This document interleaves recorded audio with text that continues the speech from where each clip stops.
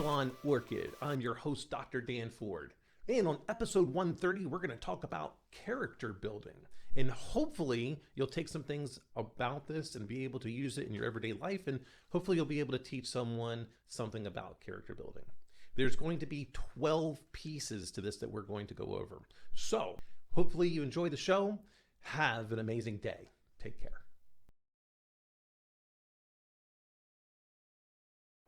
Hey, welcome to episode 130 on character building.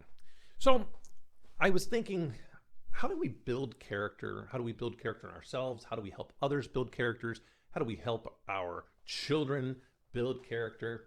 And I came across some interesting things as to what's made up in how we can build character. And so there's 12 key skills that we're going to want to focus on. And hopefully I'll give you something to think about as part of all this. So I found this article on Kelly Bear, and it's the CARES curriculum.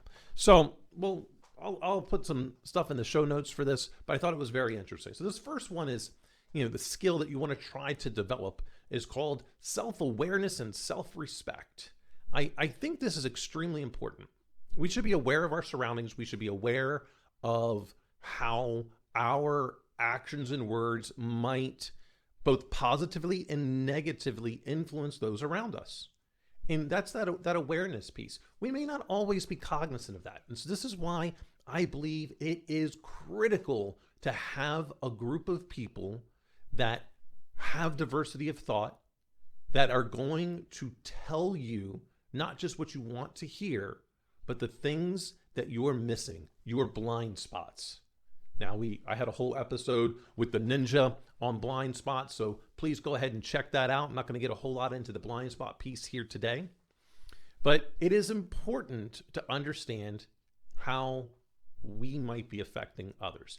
I'm not saying that it's necessarily you need to change. Now, of course, if it's negative, you might want to change that because, well, you're producing negative energy out into the world, and I think that's always the wrong way to go. But you may not have intentionally done that. In today's world, everyone can get offended by something. And so if you look hard enough and long enough, you're going to offend someone. It's kind of like if a police officer were following you for 5 miles, they're eventually going to see something to pull you over and write a ticket. Right? It's just inevitable. If you look for a problem, you're going to find one. But it's the second part of that is the self-respect. If we can't have respect for ourselves, how are others going to respect us? I don't think it's possible. So what are some ways in which you can kind of gain your own self-respect? Well, I believe part of that is really sitting down and figuring out how to be honest with yourself. That's difficult. I believe that we are very, very good at lying to ourselves. So the first way to get self-respect is by just being as honest as you possibly can with yourself, looking yourself in the mirror and really digesting who you are as a person. And then if there's flaws that you see, and I'm not necessarily talking about physical appearance. I mean, that's up to each and every one of us in that regard. But maybe your appearance does have something to do with your self-respect, maybe not, and that's entirely up to you. But I mean, when we're looking at ourselves in the mirror, I'm trying to look into our souls. Like, who are we as a person? And as we start to think about who we are as a person, start asking questions. Would you want that person as part of your circle of friends or your circle of colleagues? Would you want that person giving you advice on how to get to the future, whatever your future self might be?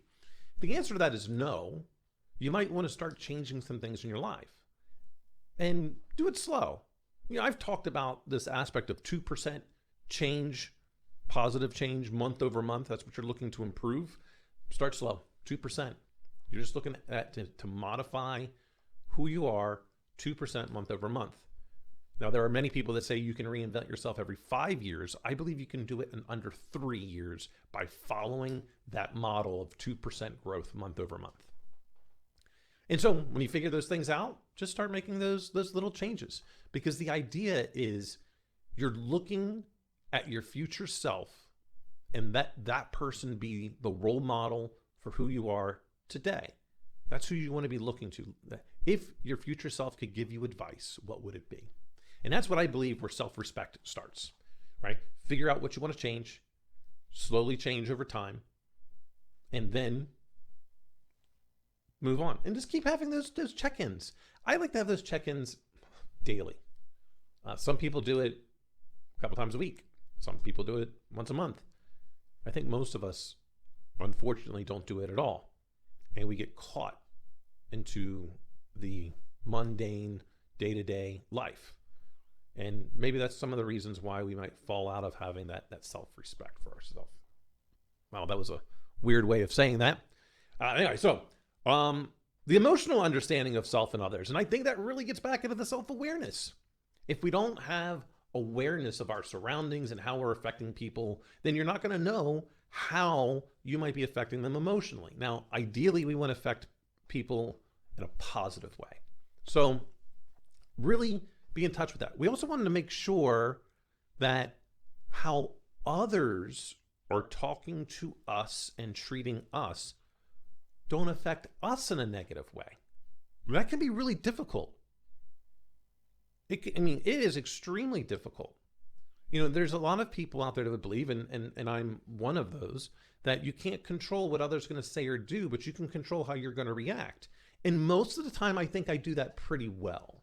I wouldn't say I do it great. I'm always going to be learning better techniques in order to do that. And I really think the folks over at Positive Intelligence and their PQ reps really help with this. So if you haven't checked them out, please do so. They've got some neuroscience stuff going on in there. I really enjoy what they're doing. But I think that will really help that aspect of how you're going to let people potentially influence you. The third skill you want to start to work on when it comes to character building is social competence and constructive peer relationships. Now, let's get into those constructive peer relationships. One of the things that I learned from a session of the DE&I that we had at work with Korn Ferry was that the best way to know if you are truly having DEI in your professional world and even in your personal world is to take a look at the makeup of the people that you go to when you're looking for advice, when you're problem solving, things like that. And if they come from different walks of life, and they have different types of educational backgrounds, different experiences, then you've done a pretty darn good job of having that diversity of thought in your world. And that's great. That's the kind of relationships you want to have. And those are constructive because that means they're going to help fill out your blind spots. That's what we want. We want to make sure that we are moving in a positive direction. So those constructive peer relationships are extremely important. It doesn't mean they have to be your best friend.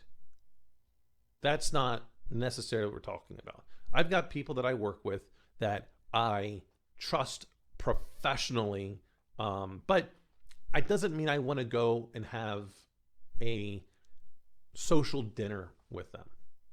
Not that you couldn't, it's just, well, for me, I also prefer to kind of keep my world separate. When I'm home, I want to be able to relax and re-energize. And if you kind of mix that business and personal world up, and the people that you do work with are also your friends, I think especially if one of them is your manager or you're their manager, that can be difficult. And so I really prefer to keep those things separate. Now, hey, to each their own. Do what you feel is best. I want to be able, when I come home, to relax, re-energize, let loose, have my friends, have my family, have my coworkers. And I'm not saying that you don't maybe not have an event where maybe your coworkers are coming to your house. I mean, hey, I've done that. I'm sure plenty of us have. Now, the fourth thing is that self-control. Now, remember, we've got that aspect of how other people might be doing things to affect us negatively. We got to really focus on that self-control. That is very, very challenging. I mean, this is why so many people are addicted to something. And I think that most people are addicted to something, whether it be caffeine, whether it be success, whether it be, alcohol. We're all addicted to something. So that self-control, when you're trying to lose weight, you have to maintain self-control with what you're eating. That's hard. Why? Because we got into a routine of doing things. It's hard to break routines. It's hard to break habits. But I believe that when you start to break those habits, or maybe not break the habit, how about looking at your habits and trying to figure out a different routine that your habit would be included with, whatever that might be. Maybe your habit is, you wake up at 7 a.m. The coffee is started by 7:15. Maybe you need a different kind of coffee. So perhaps you had a regular coffee maker. Maybe now you need to move to espresso, where it's a little bit more involved. Get you to thinking a little bit more. Just a thought, something to chew on there. But change those routines in order to still have that habit. It might change your perspective. All we're looking for is a little bit of change. That little bit of change might lead to some greatness that day. But that self-control is important.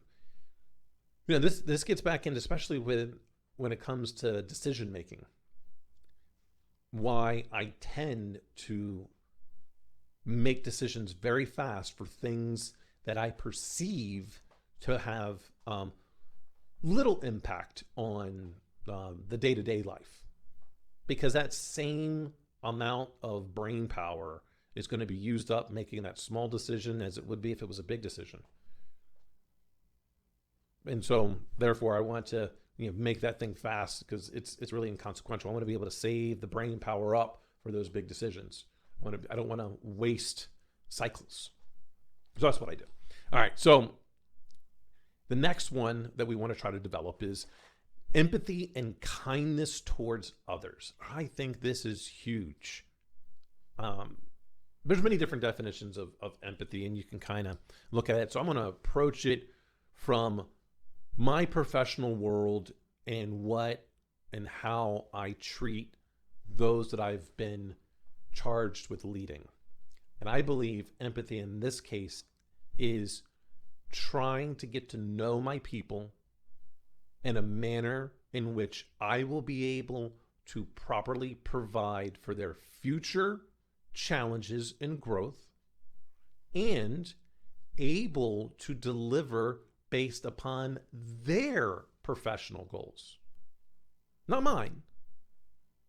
And I often, when I coach my people, when they look for advice, I ask them two questions. Are you looking for me to answer on what I would do, or what I think you should do with me knowing your professional goals? They are not always the same. And actually, most of the time they ask for both, and I give them both. And most of the time they're not the same.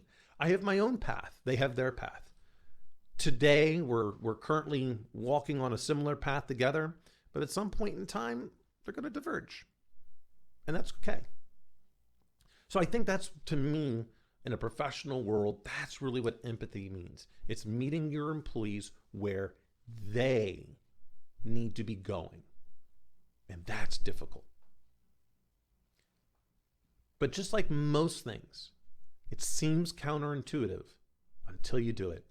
And then you just go, wow, I can't believe that worked. It's a big reason why I let my teams own the when. That when is the deadline. It's a self-imposed deadline on their part. And that's why our people get more things done. I get to own the what, they get to own the when, and they get to own the how. I don't want to tell them how to do their job. I think that's kind of silly. Now they can ask me what I believe.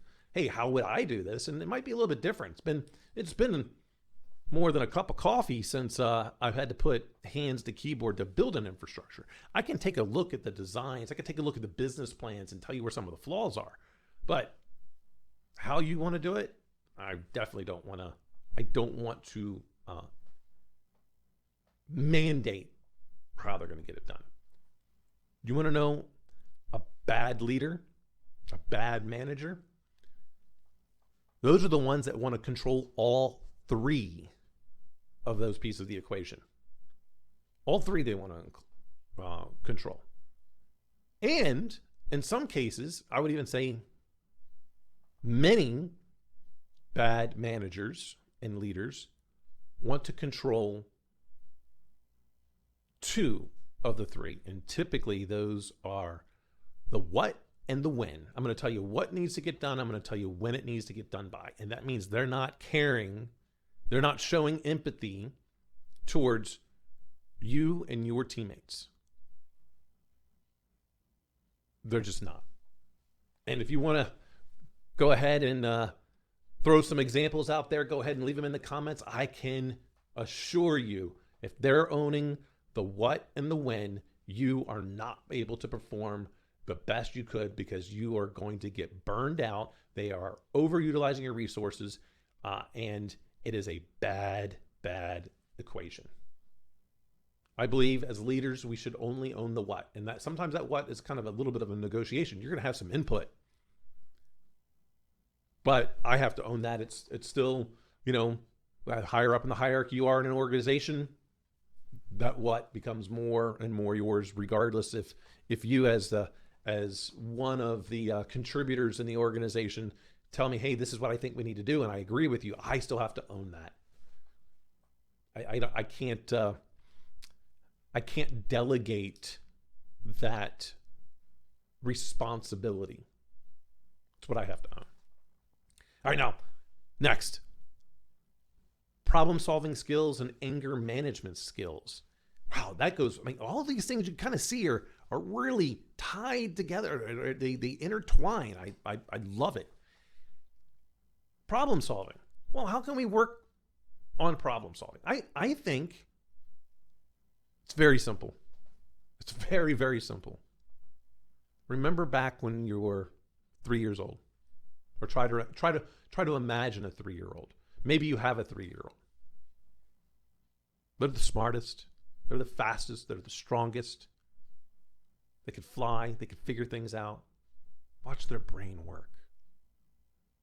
Watch how they play with Legos. Watch how those Legos turn into everything from a monster, a plane, a gun. Anything could wind up being a toy at that part. But watch them do that. It's problem solving. There's other ways to do some problem solving. You want to get that mind working? I'm probably saying it horribly, but Sudoku. There's problems to solve there. They're all solvable. You can start easy. And then try to do those easy ones and see how fast you can get them done. It's all problem solving. I've got an interesting, creativity game that I'm playing with my team today. It's called 30 Circles. See what they can do with that. Now, the anger management.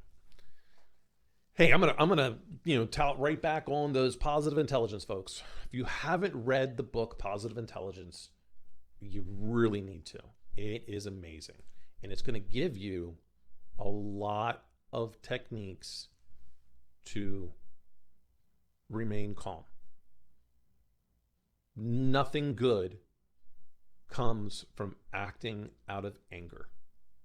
That self-control ties right back into this. And I'm not saying that I always invoke amazing self-control. I get angry, and I definitely know I've done things out of anger. I can't remember a time when I've ever done anything out of anger that was positive. Yeah, never once. Can't think of anything. But I would challenge you to find something that you've done well out of anger. I bet you can't figure one out either. There's a reason for that. Because it's coming from a negative spot. I think then part of that's why I tend to rely quite a bit on the analogy of fruit from the poisonous tree. If you're angry, that means the tree's poison. That means no fruit coming from that tree is going to be positive.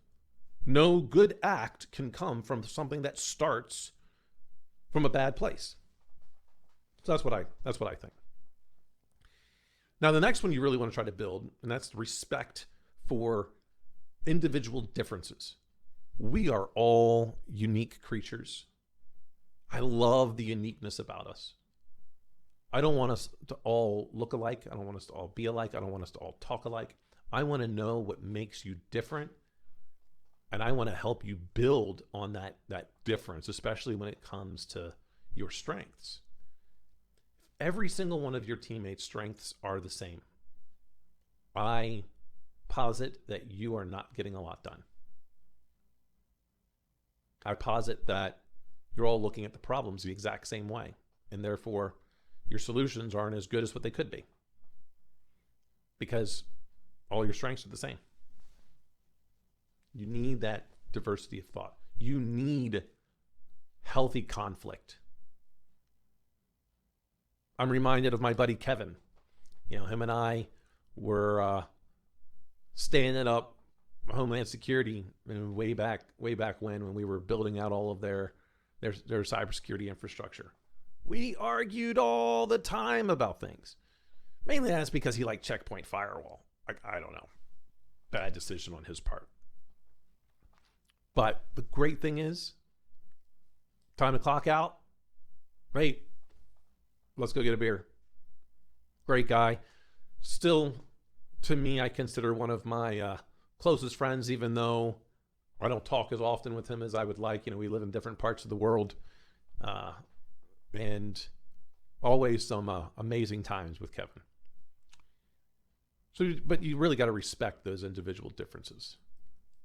And all of us, I look for those differences. I want to find unique people. They're interesting. They help me grow. Hopefully I'm helping them grow. All right, now, this next part gets into healthy living choices. I think this is a huge part of character building. It's trying to be healthy.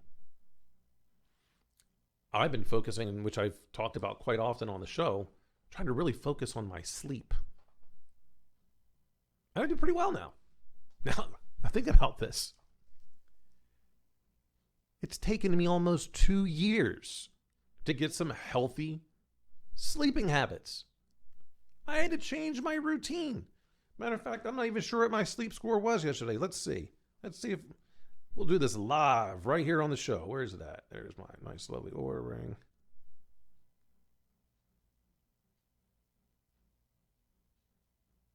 Well, we'll let that go ahead and get going. All right. So focus on some healthy living choices. Perseverance and resiliency. We can all find a path forward. Be resilient. Be resourceful. You absolutely can figure out that solution to the problem. Just try to break it down to its most simplest point. Refusal skills. Learn when to say no. I think that is extremely healthy. When you start talking about healthy living habits, learning to say no. You can't please everyone else if you're not pleasing yourself. And that gets back to that self-respect. Personal safety. I think everyone should learn a martial art or something along those lines, whether it be boxing, wrestling. I, of course, right now always preferred martial arts. I'm really into jiu-jitsu. At the moment, I probably will never stop doing it. I find it both physically and mentally challenging, so I absolutely love that. And then the last are character traits, such as honesty and responsibility. Hey, if you say you're going to do something, do it. And if you can't meet that deadline that you said you were going to do, then go talk to the person. I think they'll understand. Now, I hope you've liked this episode on character building. Now, remember, I said this comes from the Kelly Bear's curriculum. It is the Kelly Bear curriculum, and it's called the CARES. Now, this is what's interesting about that. It's made up for 4 to 9 years olds. Now, isn't that great? And so if we're doing this with ourselves now, hopefully we can be helping our children, helping our colleagues learn these things, the same things that we have been trying, or at least what Kelly Bear is trying to do.